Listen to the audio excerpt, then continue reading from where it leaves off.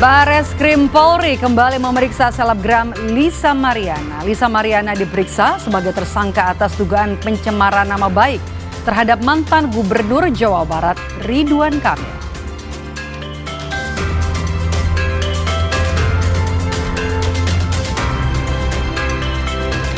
Artis Nikita Mirzani menangis usai sidang di Pengadilan Negeri Jakarta Selatan. Nikita mengaku lega karena tinggal menanti vonis yang akan digelar pada 28 Oktober.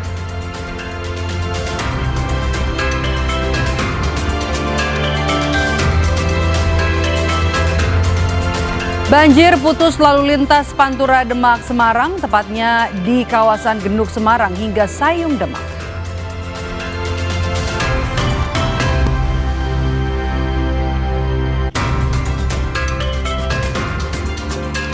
Saudara, kita jumpa lagi dalam program Indonesia Update. Selama 30 menit ke depan kami hadirkan beragam informasi terbaru dari seluruh penjuru tanah air. Bersama saya Maido Pelfrina. Langsung saja kita mulai Indonesia Update selengkapnya hanya di Kompas TV, independen, terpercaya.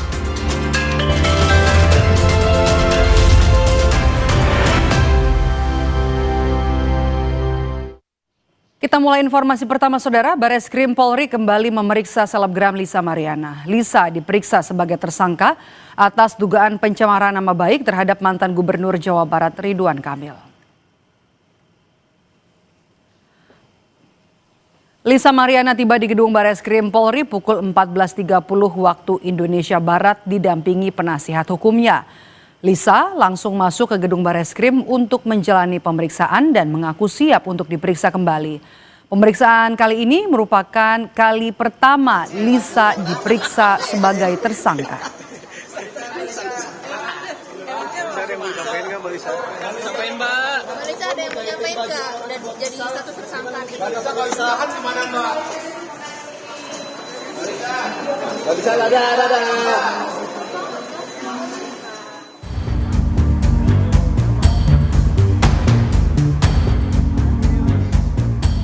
Perseteruan antara mantan Gubernur Jawa Barat Ridwan Kamil dan Lisa Mariana memasuki babak baru. Mediasi antara keduanya di Bareskrim Polri buntu sehingga proses hukum kasus dugaan pencemaran nama baik tetap berlanjut hingga Lisa Mariana ditetapkan sebagai tersangka. Mediasi batal dilakukan lantaran pihak Ridwan Kamil menolak berdamai. Pak Ridwan Kamil sangat menghormati proses hukum yang sedang berlangsung dan sekali lagi kami sampaikan lebih memilih melanjutkan proses hukum ini sampai dengan selesai. Kenapa? Karena memang dampaknya sudah luar biasa terkait dengan adanya tindak pidana pencemaran nama baik. Mengetahui Ridwan Kamil menolak berdamai, Lisa Mariana pun langsung mencurahkan kekesalannya di Instagram. Lisa mempertanyakan mengapa RK mendadak menolak berdamai dengannya. Kemarin yang berstatement RJ itu PH-nya Bapak sendiri. Hari ini saya nggak bisa datang ke Bareskrim karena saya sakit. Ini saya baru bangun habis minum obat. Kenapa tiba-tiba jadinya menolak berdamai? Kenapa orang-orang bayarannya Bapak ngamuk-ngamuk? Apa belum dibayar? Ngamuk-ngamuk karena kita mau RJ, makanya berubah pikiran. Pak, saya udah gak minta tanggung jawab, Pak. Dua-duanya anak saya yatim. Saya udah terima dicurangin beneran deh. Gak bakal gue nuntut apa-apa lagi. Tapi tolong dong ya. Udah, jangan serang kanan, serang kiri. Apa harus gue bongkar semuanya di sini? Cewek lebih dari 5. Capek kalau gue yang diserang mulu, gue capek. Nanti hasilnya tetap kita jalanin. Kan seperti saya bilang, main terus. Ini kan masalah aib. Semakin besar nanti di pengadilan, semakin bagus, buka terlebar semua, biar tahu. Jadi di sini jangan memojokkan satu klien. Tapi di sini, dengan perkara Lisa ini membuka bagaimana maskulinnya seseorang akhirnya terbuka di dalamnya, itu seperti apa bobroknya. Sebelumnya, Lisa Mariana gencar menuntut Ridwan Kamil untuk bertanggung jawab kepada CA, anak perempuan Lisa. Namun kini, niatan itu telah diurungkan oleh Lisa Mariana. Tim Liputan, Kompas TV. Kita ke berita lainnya, saudara. Artis Nikita Mirzani menangis usai lanjutan atau menjalani sidang lanjutan kasus pemerasan dan tindak pidana pencucian uang di Pengadilan Negeri Jakarta Selatan. Nikita mengaku lega karena kini tinggal menanti vonis yang akan dibacakan pada 28 Oktober.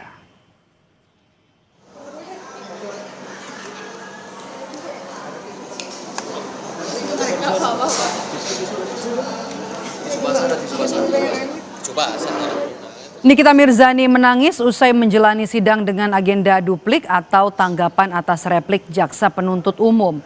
Nikita mengaku merindukan keluarga karena sudah sekitar 8 bulan ditahan di rutan Pondok Bambu, Jakarta Timur. Ia pun berharap majelis hakim memberikan vonis bebas atas perkara pemerasan dan tindak pidana pencucian uang.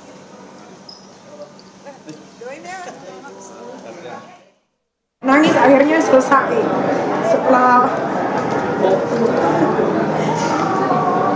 tunggu dulu.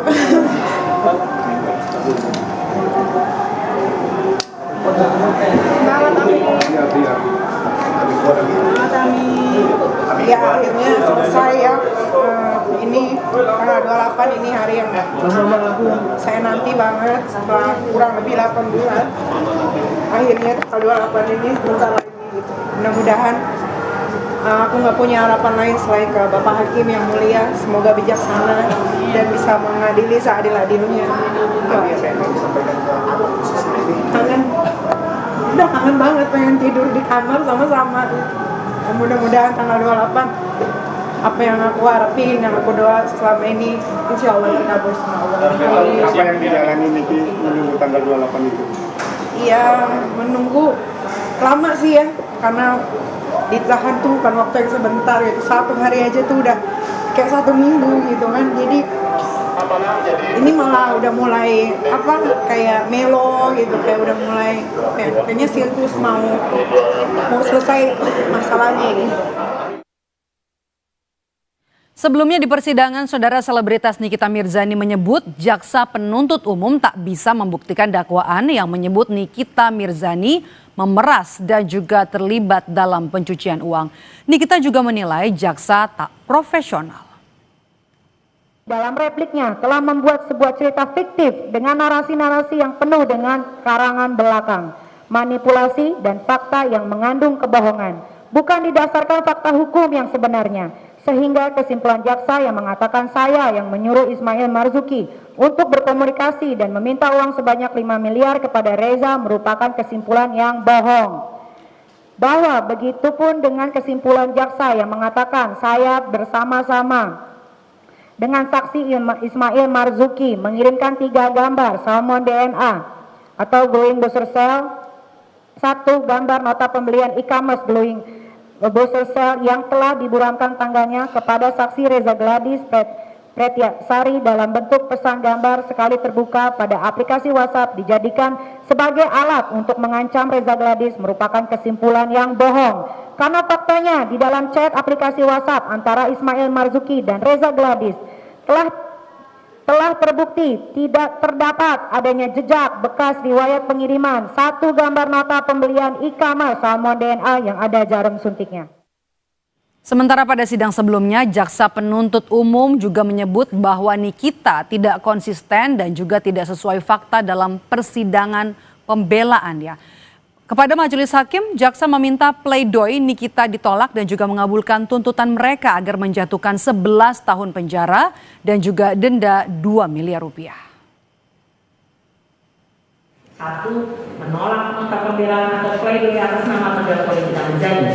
2. Nota pembelaan atau pledoi tersebut tidak memiliki alasan hukum dan harus dikesampingkan. 3. Memutus perkara ini sebagai berikut. 1. Menyatakan terdakwa Nikita Mirzani telah terbukti secara sadar meyakinkan bersalah melakukan tindak pidana, mereka yang melakukan, yang menyuruh melakukan, dan yang turut serta melakukan perbuatan dengan sengaja dan tanpa hak mendistribusikan dan atau mentransmisikan informasi elektronik dan atau dokumen elektronik dengan maksud untuk menguntungkan diri sendiri atau orang lain secara melawan hukum dengan ancaman pencemaran atau dengan ancaman akan membuka rahasia. 2. Dijatuhkan pidana oleh karena itu dengan pidana penjara selama 11 tahun dan denda sebesar 2 miliar rupiah. Dengan ketentuan apabila denda tersebut tidak dibayar, maka dibayar ganti dengan pidana kurungan selama 6 bulan.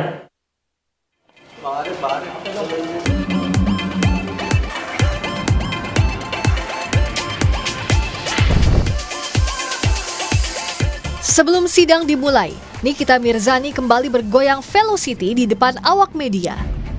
Dalam dupliknya, Nikita menyebut jaksa penuntut umum sebagai tukang sulap, lantaran menyimpulkan percakapan antara dirinya bersama Reza Gladys dan Ismail Marzuki atau Mail sebagai pengancaman. Padahal menurut Nikita, tidak ada satupun saksi yang mendengar percakapan tersebut. Goyangan Nikita ini bukan kali pertama. Sebelumnya, Nikita Mirzani juga kerap membuat heboh saat disidang. Pada sidang 25 September lalu, Nikita ditegur hakim karena meledek jaksa dengan berjoget velocity saat sidang ketika ahli bahasa memberikan keterangan. Nikita merespons keterangan ahli dengan menunjuk ke arah jaksa, sembari menggoyangkan tubuhnya mengikuti tren goyangan velocity. Hakim ketua langsung menegur Nikita Mirzani karena tidak pantas dilakukan dalam sidang. Tak hanya itu, di akhir Agustus 2025, Nikita Mirzani juga membuat kehebohan. Nikita sempat menolak kembali ke rumah tahanan setelah permintaannya memutar rekaman audio sebagai alat bukti tak dikabulkan hakim. Usai sidang ditutup, Nikita bahkan menolak petugas membawanya kembali ke rutan serta menepis jaksa penuntut umum saat memakaikan rompi tahanan. Tak hanya itu, dalam sidang lanjutan lainnya, Nikita Mirzani juga sempat berdebat dengan jaksa dan petugas.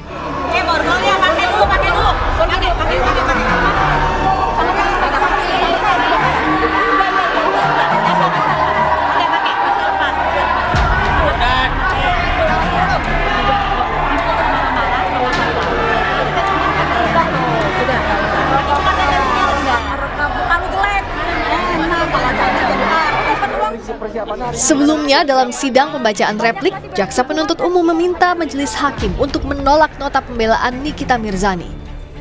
Jaksa meminta pledoi terdakwa ditolak dan mengabulkan tuntutan mereka agar menjatuhkan vonis 11 tahun penjara dan denda 2 miliar rupiah kepada terdakwa. Dalam sidang tuntutan, Nikita Mirzani dituntut jaksa 11 tahun penjara dan denda sebesar 2 miliar rupiah. Menurut jaksa, Nikita Mirzani terbukti melakukan tindak pidana pemerasan disertai ancaman dan tindak pidana pencucian uang atau TPPU dari uang yang ia terima. Nikita dijerat pasal 27B ayat 2 Undang-Undang ITE, pasal 369 KUHP tentang pemerasan, serta pasal 3, 4, dan 5 tentang tindak pidana pencucian uang. Tim Liputan, Kompas TV. Usai jeda, Saudara, Indonesia Update kembali dengan informasi banjir putus lalu lintas Pantura Demak Semarang, tepatnya di kawasan Genduk Semarang hingga Sayung Demak.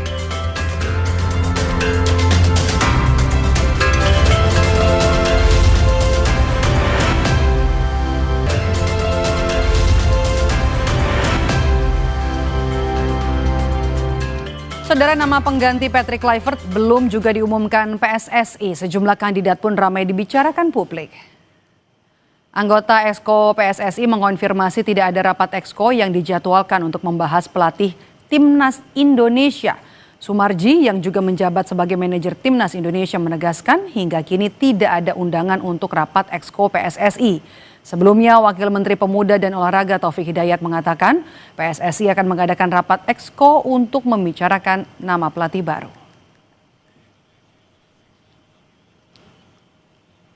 Sementara itu, dikutip dari laman kompas.com, anggota Exco yang juga manajer Timnas Indonesia Sumarji menyebut belum ada undangan rapat Exco untuk membahas pelatih baru.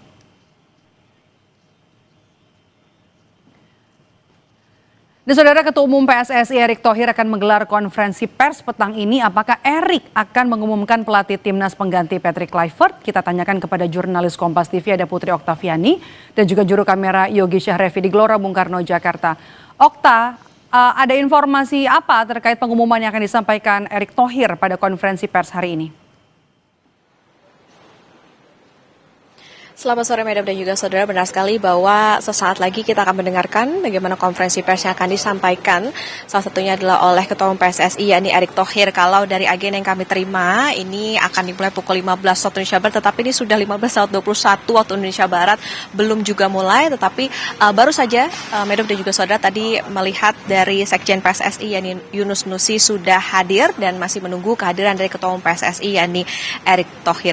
Nah Medap dan juga saudara, apa yang akan nantinya disampaikan ini tentu kita masih akan memantau bersama apakah ini soal pelatih baru timnas Indonesia. Kalau kita bicara soal pelatih tentu kita mengingat bahwa kerjasama dengan Patrick Kluivert ini sudah diakhiri dengan mekanisme mutual termination atau kesepakatan bersama untuk berpisah secara baik-baik, menimbang segala dinamika internal dan juga arah pengembangan tim nasional ke depan. PSSI Medap dan juga saudara saat ini juga menilai bahwa keputusan ini juga sebagai evaluasi mendalam secara internal untuk kemajuan sepak bola. Kalau kita ingat juga kemarin langkah Indonesia sempat terhenti di putaran keempat kualifikasi Piala Dunia 2026 zona Asia setelah kalah dari Arab Saudi dan juga Irak, dan buntutnya adalah Patrick Kluivert ini dipecat.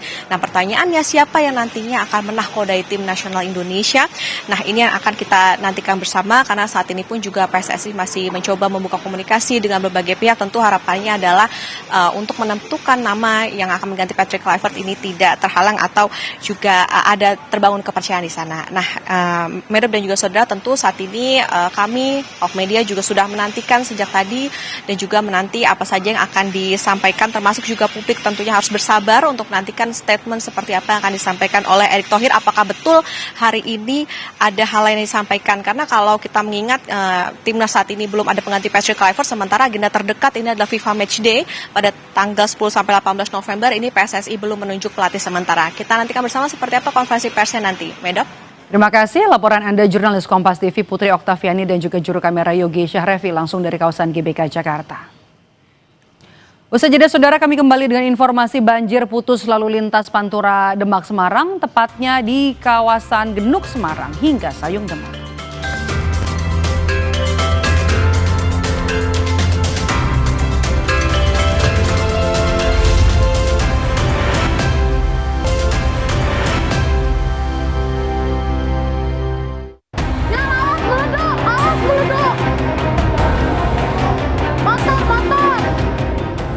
Sebuah rumah makan di kawasan Senayan, Jakarta Pusat ludes terbakar. Api berkobar dari ruang tempat penyimpanan LPG di rumah makan legendaris Bakso Lapangan Tembak.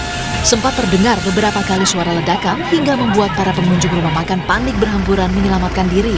2 orang mengalami luka bakar dan kebakaran diduga terjadi karena kebocoran tabung gas. Lokasi kebakaran yang berdekatan dengan kantor Kelurahan Gelora membuat panik para pegawai dan sempat mengganggu pelayanan masyarakat. Api baru bisa dipadamkan 1 jam kemudian.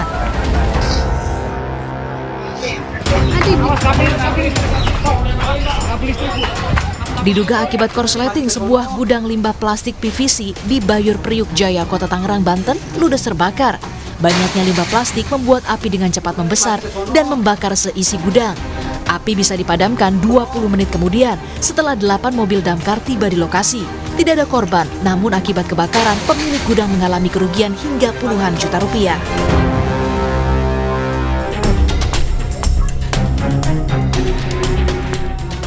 Seorang balita berusia 17 bulan terjebak dari dalam mobil setelah terkunci lebih dari 1 jam di Durensawit, Jakarta Timur. Orang tua korban menyebut peristiwa terjadi saat mobil yang akan digunakan tengah dipanaskan. Namun tiba-tiba pintu terkunci otomatis, sementara kunci cadangan tidak ada. Orang tua yang panik lantas menghubungi petugas damkar untuk membantu mengeluarkan anaknya yang terjebak di dalam mobil. Setelah berusaha selama 45 menit, balita tersebut akhirnya dapat dikeluarkan dari dalam mobil. Saudara, kita ke informasi lainnya. Saudara, banjir masih merendam Jalan Pantura Kaligawe, Semarang, Jawa Tengah. Selain mengakibatkan lalu lintas lumpuh, warga Kaligawe mulai terserang gatal-gatal. Warga mengeluhkan penyakit gatal-gatal terutama di bagian kaki. Mengetahui Puskesmas Gayam Sari buka pemeriksaan gratis di lokasi banjir, warga pun langsung memanfaatkan untuk pemeriksaan dan juga meminta obat gatal.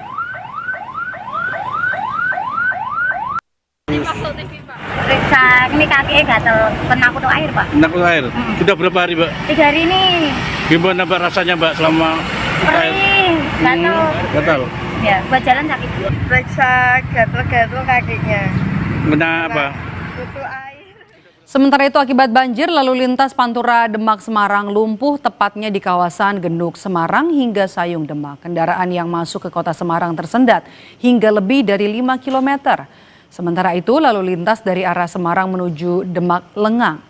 Polisi melakukan rekayasa lalu lintas dengan mengalihkan kendaraan yang hendak ke Semarang melalui jalur tengah via Kabupaten Grobogan.